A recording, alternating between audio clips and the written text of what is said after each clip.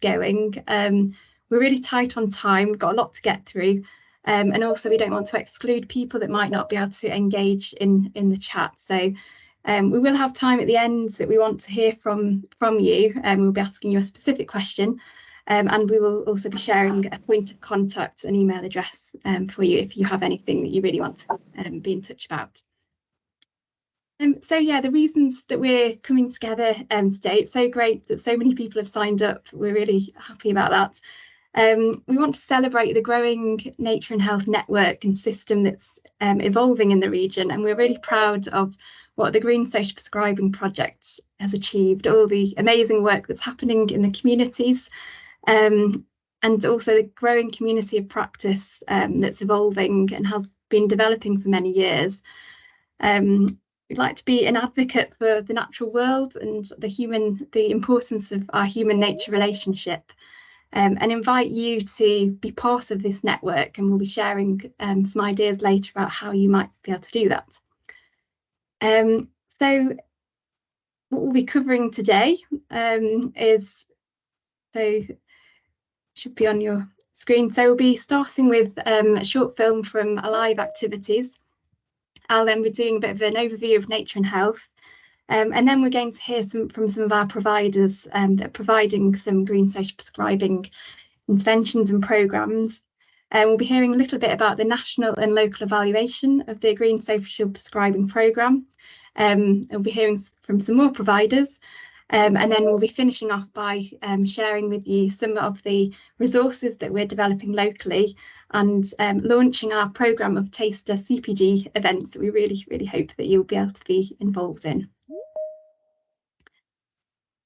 As I said, we're going to start with showing a short film from Alive Activities, and we really want to celebrate that it's made the national media as they were featured on Gardener's World recently.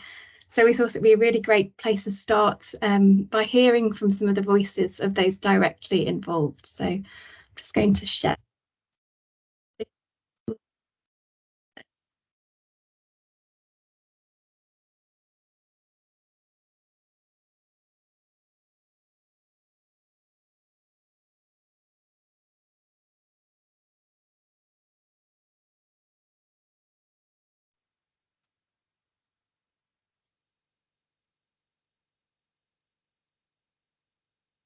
Is that showing, Philippa? It's showing, yes. No, it's still available on iPlayer. It was aired on the 7th of October. And so, yeah, please go and have a look at it all. And I can see that we've got Guy and Abby joining us on the call from Alive.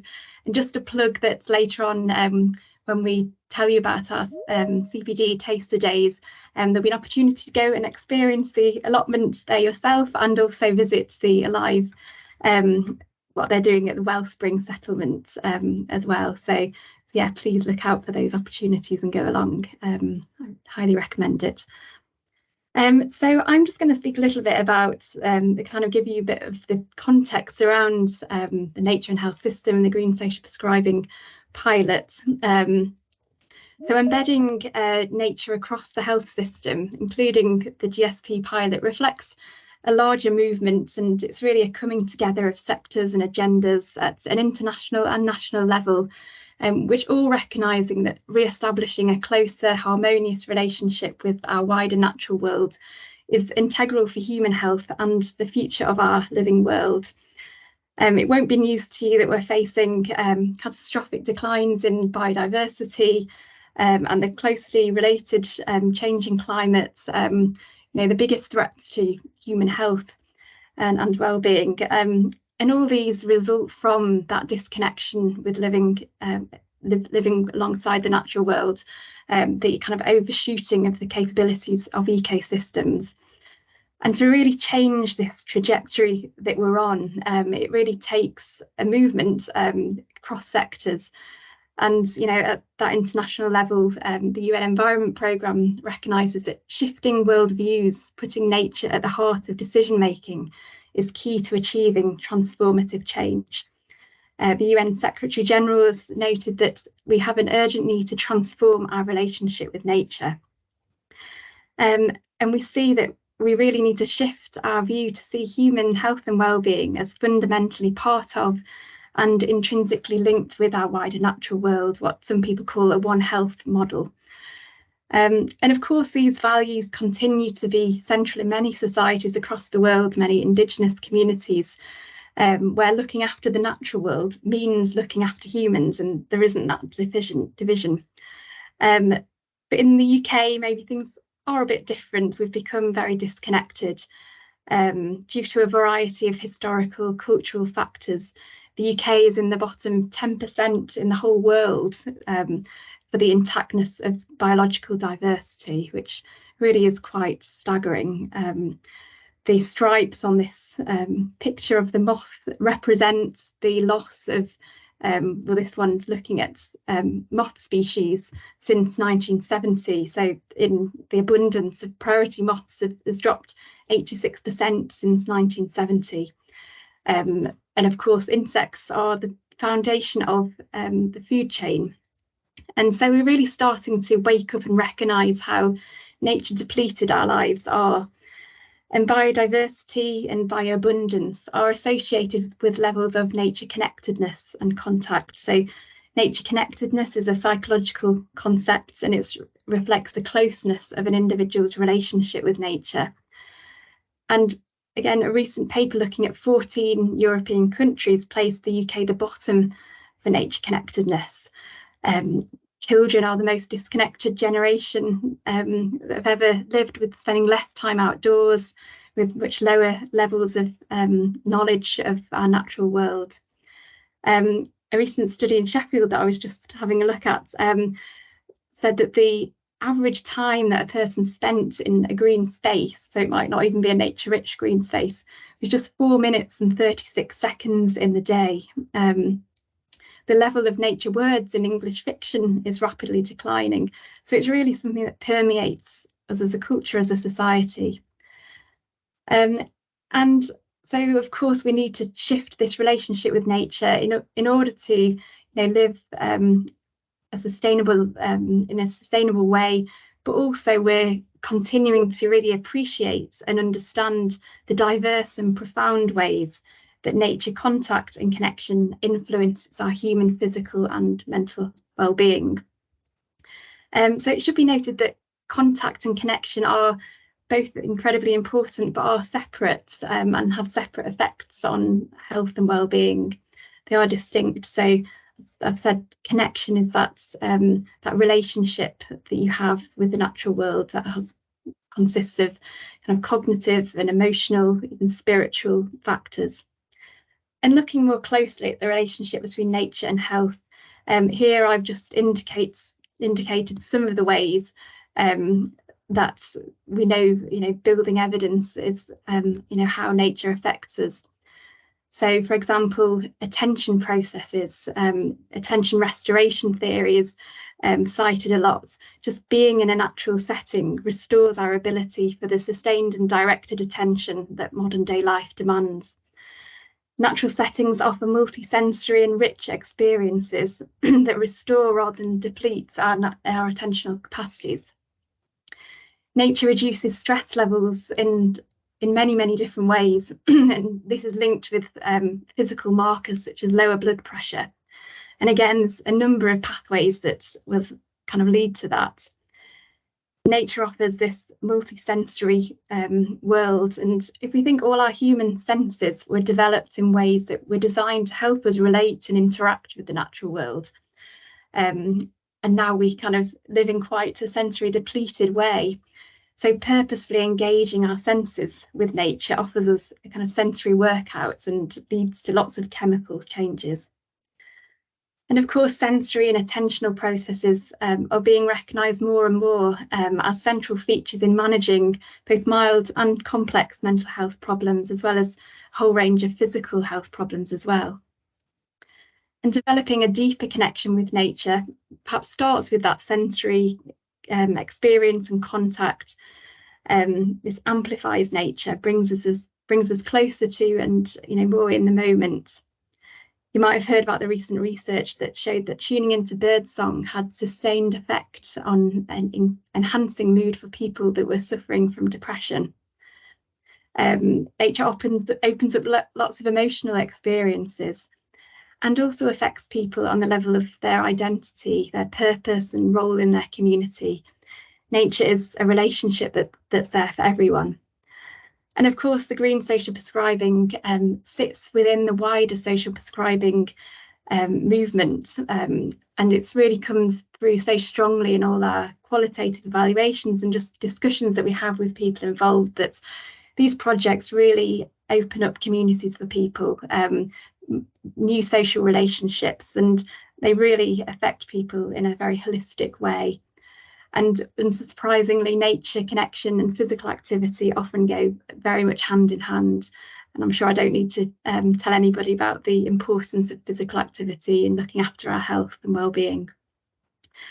So yeah, a whole host of different activities can help people access all these benefits, and that's what we're really developing in the region, a diversity of activities that are very strongly rooted in communities.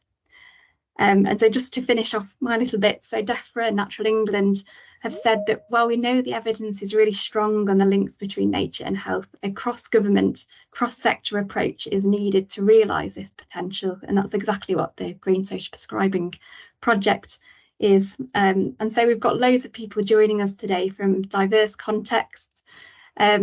And so perhaps it's all our responsibility to think about, how we play a role in shifting the human-nature relationship, and how we integrate nature in how we think about the health of the people that we work with.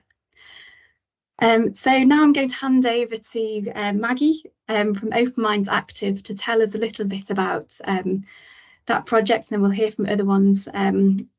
Just to hear about some of the ways that what they do and some of the ways that they help people with diversity of health difficulties. So yes, Maggie. Thanks, Helen. Thanks. And I was going to say good morning, but I think it's technically afternoon now.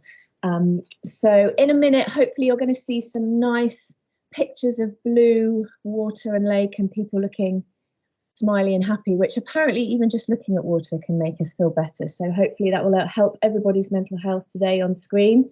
So yeah, I'm Maggie Blagrove. I'm the founder of Open Minds Active. We're more, I guess, blue health, or rather than green, but we do a lot of green, or we do the blue in the green, if that makes sense. So yeah, Open Minds Active was set up 3 years ago. We're a social enterprise, and I set it up really to look at the mental health crisis that we're facing coming out of the pandemic, to help us strengthen communities, that social connection, and help people access nature who aren't necessarily accessing it for all kinds of reasons and barriers.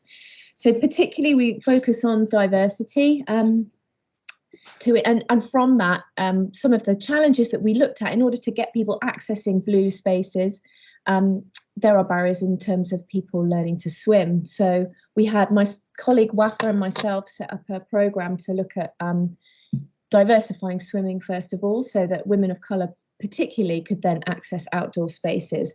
So we've been running social prescribing now for around 18 months. We have various different homes. We go wherever there's water, but more recently we've been up at West Country Water Park, as we've got quite a safe space there, and we're able to have women-only spaces, which has been particularly helpful for engaging various different cultural groups and communities with whom we work.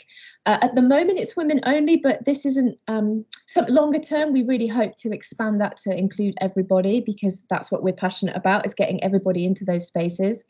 As you can see here, we swim all year round. So here's one of the ladies breaking the ice. That was just before December, during December, sorry, when we had that cold snap. So I think the water was about 3 degrees there. And so we've got a nice block of ice that we're holding up. But yes, so why do people come and throw themselves into an icy lake, you might ask? Good question. So there's been so much research around blue social prescribing, or blue health in general. And most of the people who are referred to us in our social prescribing programme have both mental and physical, and sometimes both. So the common things we see, the real benefits around anxiety and depression, also severe depression, quite often PTSD and various different trauma. So we find that water gives the cold water gives people a physical reset, and for the medical colleagues among us, it stimulates both our sympathetic nervous system as well as parasympathetic simultaneously. I could talk about the science a long time, but we don't have time for that today. So we also have a lot of ladies coming to us with postnatal depression, menopausal, perimenopausal symptoms. It's really been helpful. A lot of this is anecdotal, but they're looking at various different conditions now to look at that kind of longer impact on how the cold water particularly can help. We've seen a lot of improvement from patients that have come to us with autoimmune diseases, such as fibromyalgia, arthritis, MS, diabetes. Also, we've had some really good, a lot of improvement from people that have done regular immersion with us for over kind of a period of 6 to 8 months now.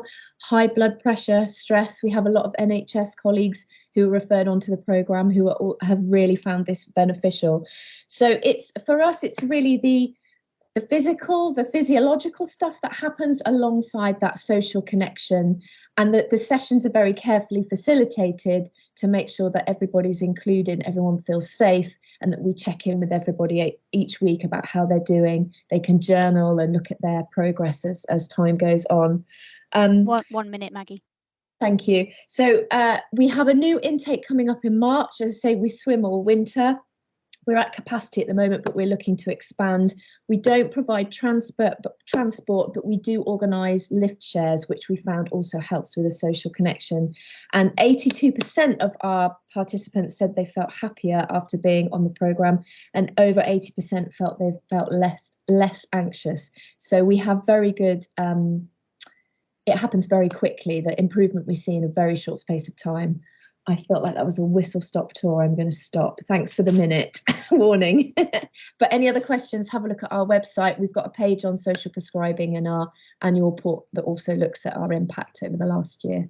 Thank you. Well, thank you so much, Maggie. I know we've set everybody an impossible task. We're just talking for 5 minutes. So, but also just to plug that if you want to, Maggie is also providing a taster workshop with an optional dip and a February series of CPDs. So yes, look out for that.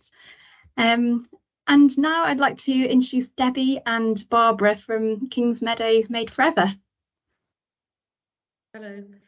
So I'm Debbie and this is my colleague Barbara, and we're from Kings Meadow at Made Forever Community Hub, which is based in Kingswood in Bristol. Our aim is to prevent isolation and enhance health and well-being. We work with individuals, families, young people facing challenges, and we provide a range of services and well-being activities for everyone in the community. So our project is focused on enhancing people's well-being through coordinated green space activities. And we refer to it as activity mentoring. So it means that we're engaging people in valuable, enriching activities. And this way people are doing something that they value, they're proud of, and they feel relaxed to talk about their emotional and physical needs that they experience, and they're provided with mentoring and emotional support as well. So people that are identified to struggle with multiple complex issues are supported to engage in our long-term personalised support services as well.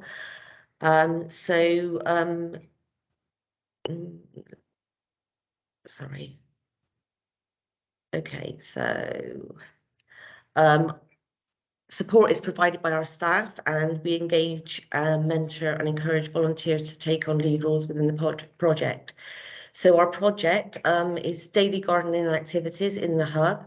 So it's like planting, weeding, watering, landscaping, plant care. So we also distribute some of the plants to residents to encourage them to take nature into their homes. We have bi-weekly nature walks that we run from the hub, and then we do community green space activities.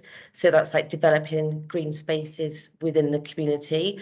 So we have done some work with Kingswood Health Centre and developed their garden.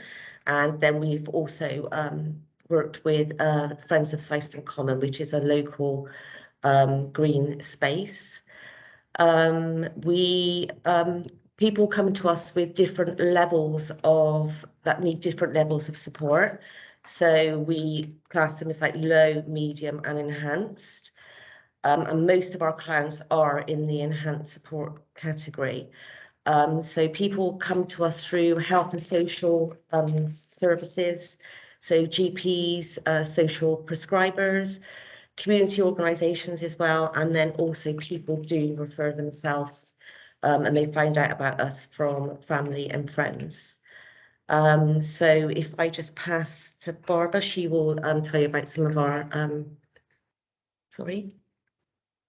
our case studies. Sorry.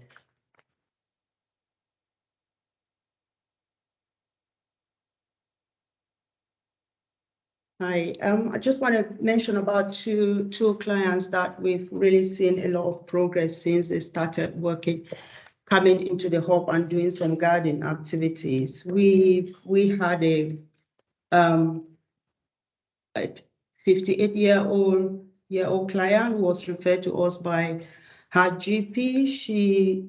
She's been very isolated, struggling with long-term health conditions.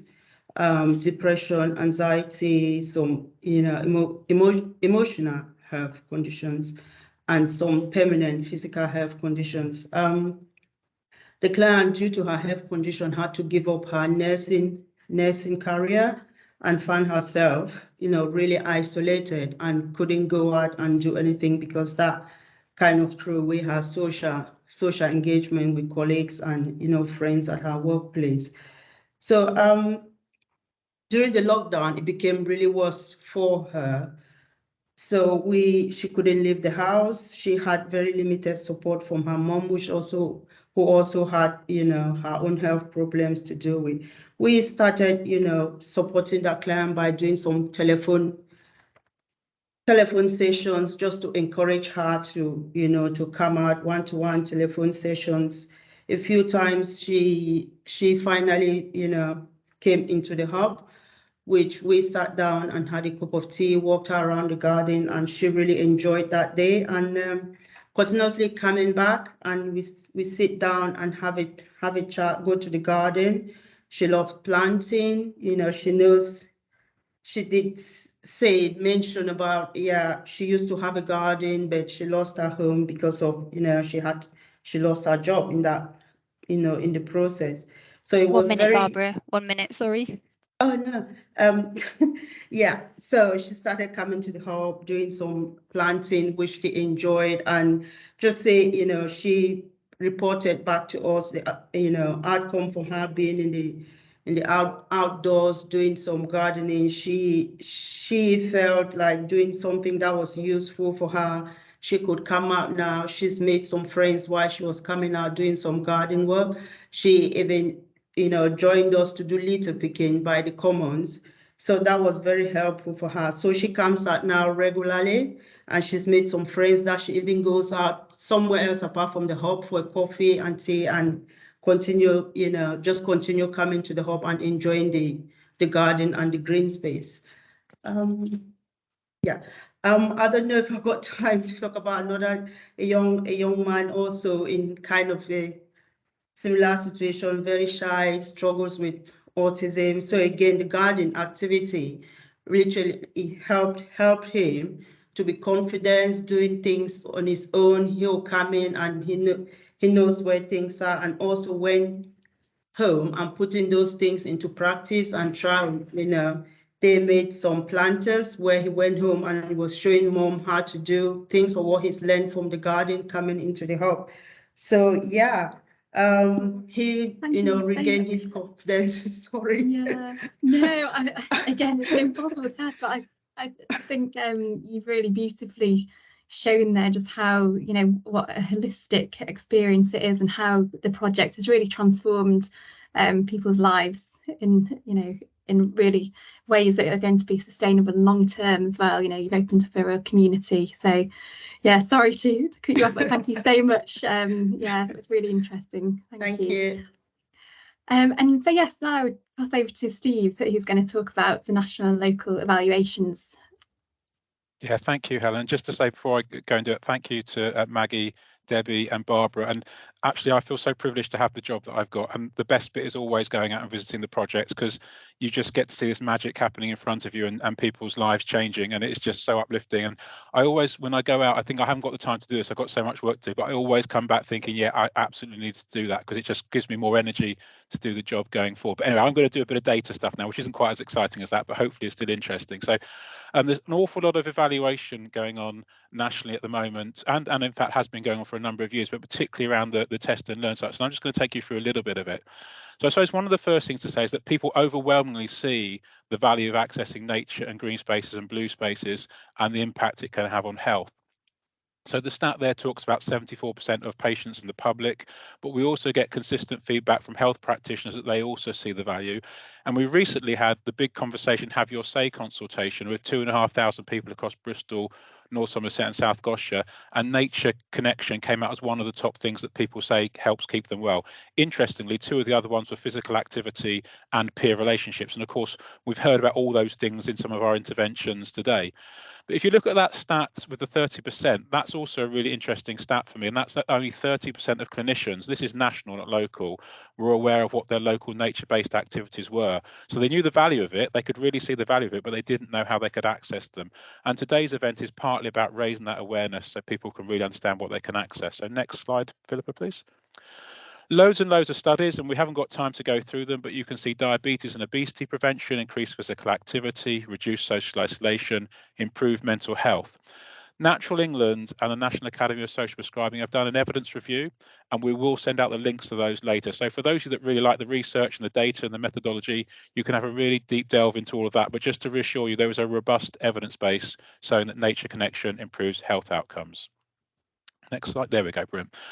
So as well as the research evidence, there's also a load of monitoring and evaluation of projects going on. Now, this data is from the 7 national sites of which we are one, and it comes from about 6,000 patient records. So quite a big cohort of people's records went into this. And we look at what are called the ONS4. So that's the 4 self-reported wellbeing measures used by the Office for National Statistics, and they're life satisfaction, life worthwhile, happiness, and anxiety. And you will see that for all those 4 measures, there are significant improvements. So improvements in 3 and a reduction in anxiety being the other one. And if we go to the next slide, this is our local data. So this is data from about 1,500 people that we've got back so far from Bristol, North Somerset and South Gloucestershire. And just taking you through it really quickly, we just used 2 measures, which was happiness and anxiety. The first column shows you the average for England. So 9.2% of the population of England report low happiness, and 24.2% of the population of England report high anxiety. And then in the middle, we've got the score for our Green Social Prescribing cohort, which you can see is much higher, which gives us the confidence that we're working with the right people that experience health inequalities. And then the final one is the improvements after probably typically 10 to 12 weeks of intervention. So we're showing we're making quite a big improvement with the cohorts we're working with.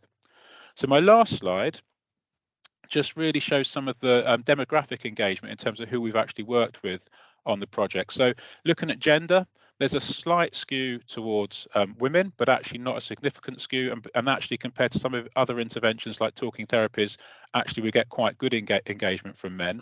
But the stuff that we're really proud of actually is our engagement with disabled people and people from ethnic minority groups, where actually you can see a massive overrepresentation compared with the mean population in our locality.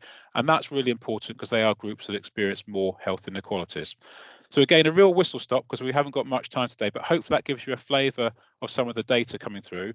But I'm going to take back now to some more of our interventions to hear about what they do and pass over to Heather at Redcatch. Thank you, Stephen. That's lovely data. And thank you, Stephen and the team, for the fantastic opportunity it has been to start social prescribing at Redcatch Community Garden. It's something we've wanted to do for years. And with this project, we've really seen some successes, which I'll talk about.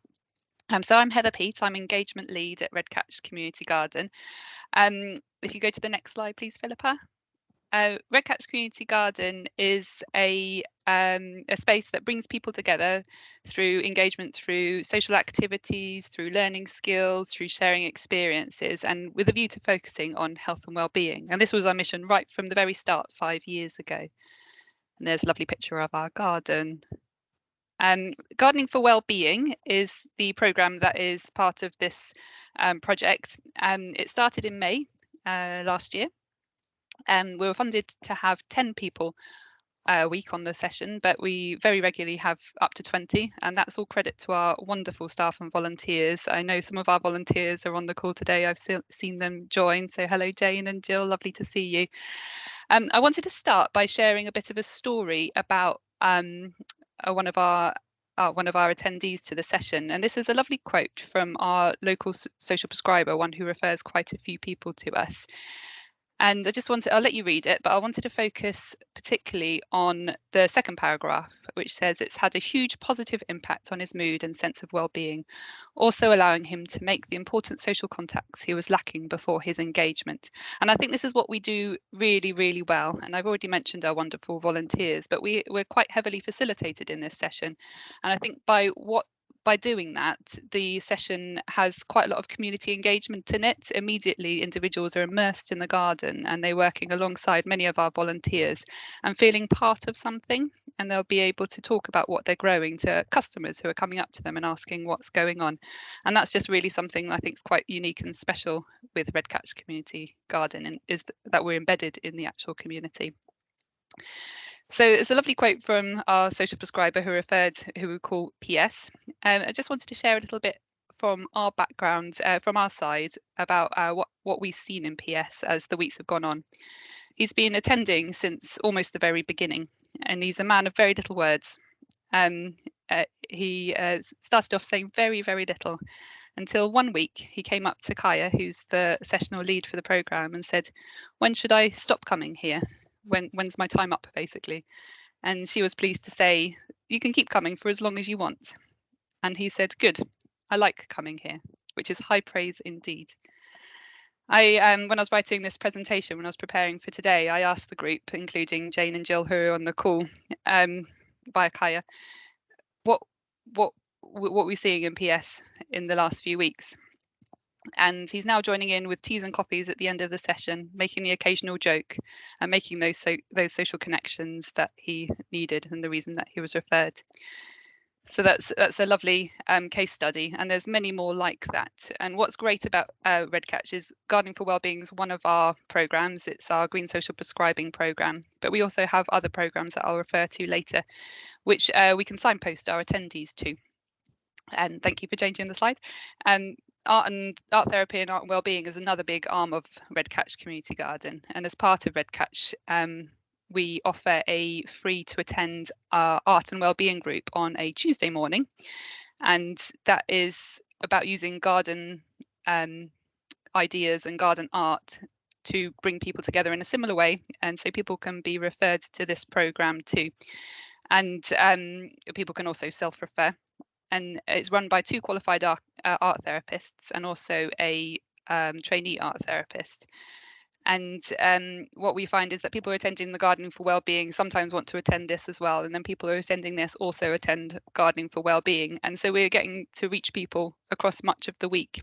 And what's also great is that we're part of the Welcoming Spaces. So we receive social prescriptions, social prescribers refer to both art and Art for Wellbeing, but also to our free community lunch, which happens on the same day. So if you know of anyone who's heavily impacted by the cost of living crisis, it's also a way to encourage them to come along and get a free meal, and also a free frozen meal to take home as well. So please do refer onto these programmes. 1 minute, Heather. Sorry. Okay, thank you. It does go quickly. And then on to the next slide, we have cookery and health and wellbeing, which is very much focused at children, free school meal children in the holidays at the moment. We have been running adult classes as part of another programme, which is now finished, and we're looking to increase our cookery and wellbeing offering as funding allows, to make this something that we can socially prescribe for as well. And this will be about harvesting our food and cooking our food on site. And we do a little bit of this with the Gardening for Wellbeing. There is some harvesting as well, but this will be actually making food that they can take home. So they're learning how to grow and to cook.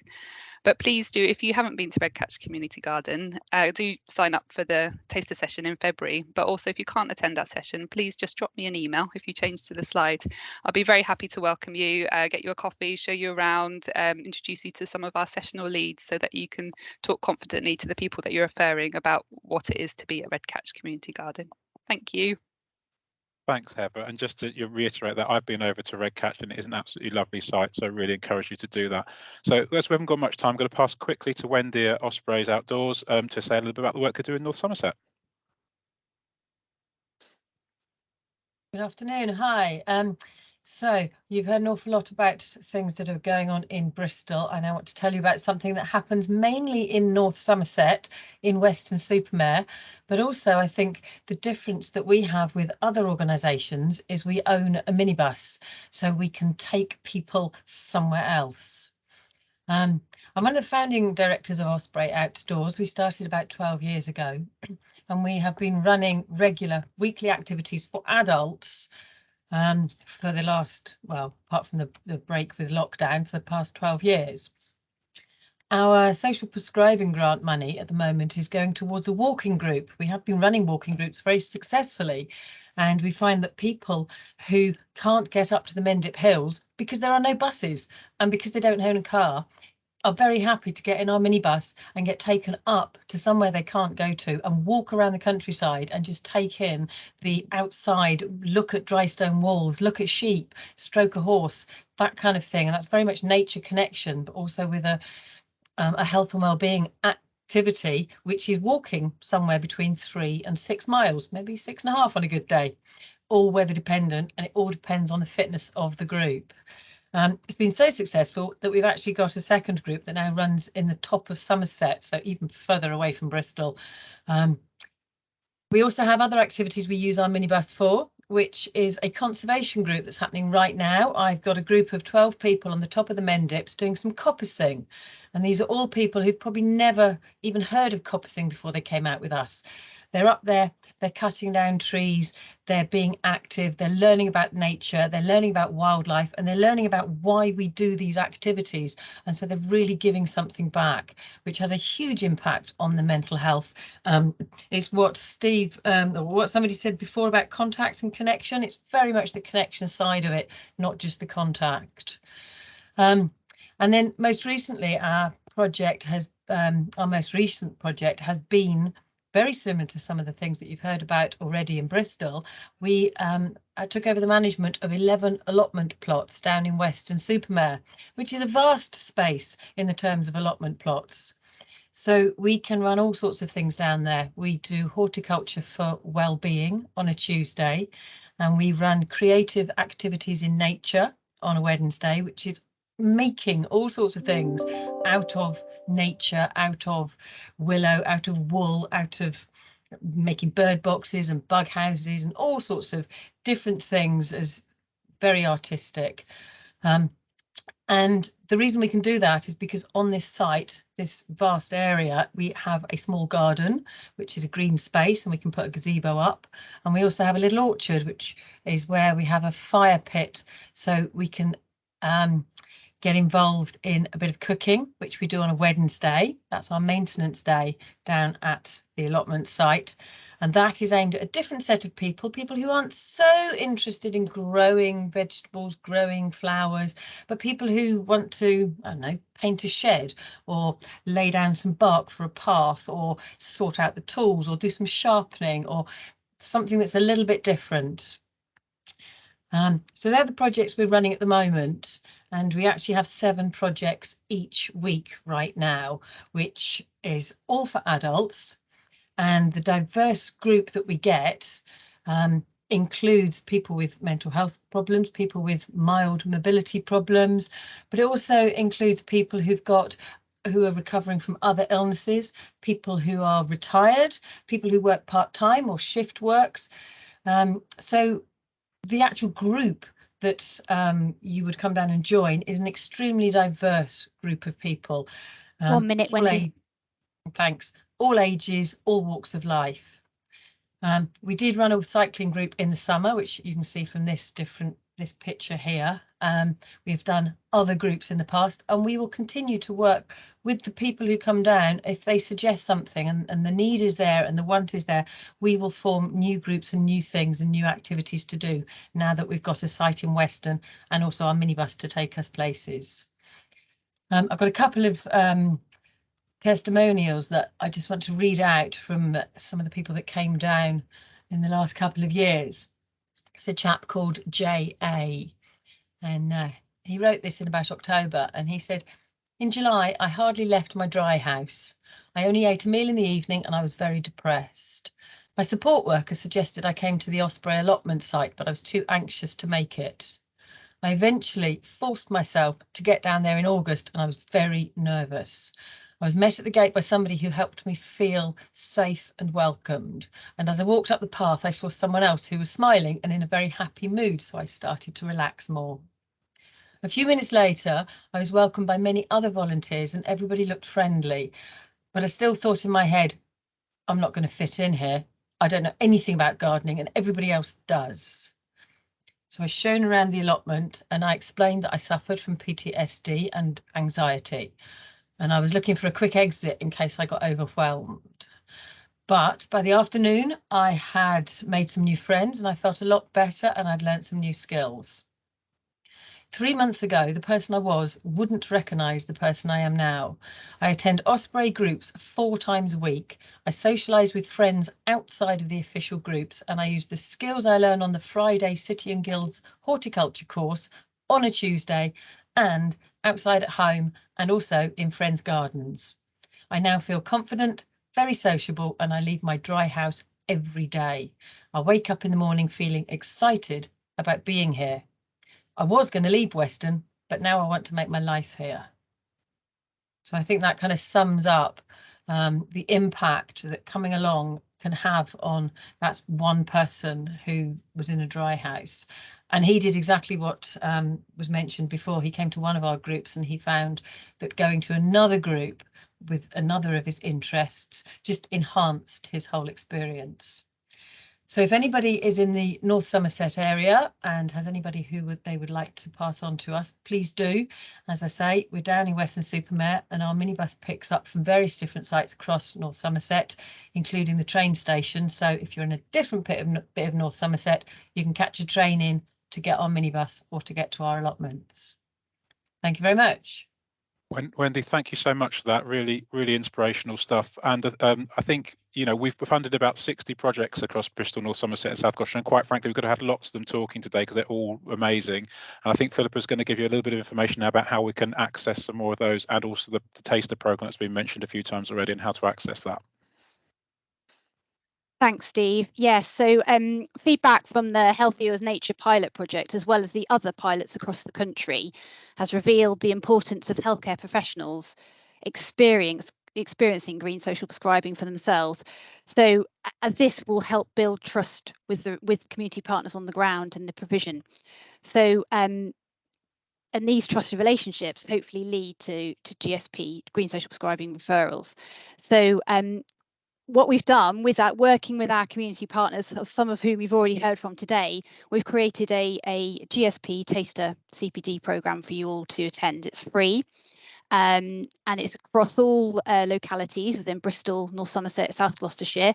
This slide just shows a summary of what's going on. There are 9 different sessions or workshops, ranging from cold water therapy, as Maggie's been talking about, through to Nordic walking, gardening for well-being, as we've heard from Red Catch, and other activities as you can see on the screen there. The programme is running from Wednesday the 15th of February until Wednesday the 1st of March. As I said, it's free to attend. We'll be sending round the booking links after this event, so you book via Eventbrite. And so, yeah, we hope that many of you can attend these programs. We tried to do quite a different mix, different times of day, different days. Some of these sessions are more sort of CPD, so they're sort of longer 3-hour sessions with maybe some staff wellbeing incorporated into those sessions, and some are pure tasters of green social prescribing. So we're very excited about launching this today. It's been a lot of hard work bringing it together, so we really hope that we'll get good attendance. So more details will follow this event. I'm just going to go on to talk a little bit more about the local resources that we've been developing as part of the pilot. As Steve has mentioned, so far over the 2 years of the pilot, we've funded 63 projects covering a wide variety of different types of green social prescribing, as you can see on the screen. We've put together a map to sort of visually represent what's going on, and I really want it to be helpful for you to understand what your local green social prescribing offer is. So I've got an image of the map on the screen, but again, I'll be sending the link round after the event, and you can actually zoom in to each locality and find out a little bit more about what's happening at the moment in terms of green social prescribing with contact details, etc. So hopefully that will be a useful tool for everybody. The other resources we have, the pilot's developed the Green Social Prescribing Directory. This is currently being reviewed and updated. It's available online as well as hard copy, and hopefully lots of you have already seen it. But there will be more communication about this going forward as we've got more projects happening. We need to add them to directory. So that's going to be happening shortly. And the pilot also supports the Nature and Health Practice Network. And this is a network of green care, nature, health and wellbeing, ecotherapy practitioners who meet quite regularly. And they've set up some special interest groups, which you can see listed on the screen. Children and young people.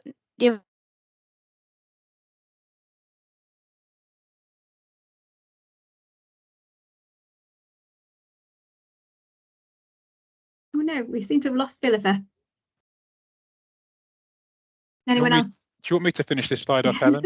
Yeah, go for it. Thanks. Yeah, so I think Philippa was just saying that we've got the Nature and Health Practice Network, which has got the main group, but also the various groups that sit underneath it. And just to say that anyone that would like to find out more about that, the landing page is there, and I think they're always looking to recruit new people to both the special interest groups, but also the main group as well.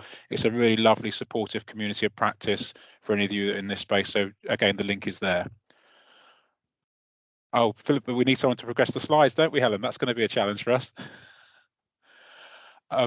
So I think is the next slide over to you, Helen, which is talking about what comes next. Yes, so I can start talking about that then. Oh, here we go. Oh, she's back. Thanks, Philippa. So yeah, we want to just finish off really by inviting you to become part of this network from whatever context you're in, really, and ask you the question of, how will you incorporate nature into your practice, and what next steps could you take? So some of the ideas. So really, it starts off with you and your own connection with nature. So we really invite you and encourage you to spend some time in nature, really engage your senses in a different way maybe that you wouldn't normally do, and reflect on your own connection with the natural world. Perhaps talk to somebody that you work with or support, and think about how much time they spend in nature, and what they think about nature, and how that could be part of their kind of holistic care. Of course, we would really, really love you to attend one of our taster sessions in February, so more details to come, and connect in general with your kind of local green social prescribing network, and perhaps help the people that you support to access one of the projects that's local to you. But really, we want to, it's about changing culture and transforming health services in diverse ways. So we also want to think about offering team days, team CPD days, so that actually it's not just about kind of referring out into the community. It's about kind of also changing,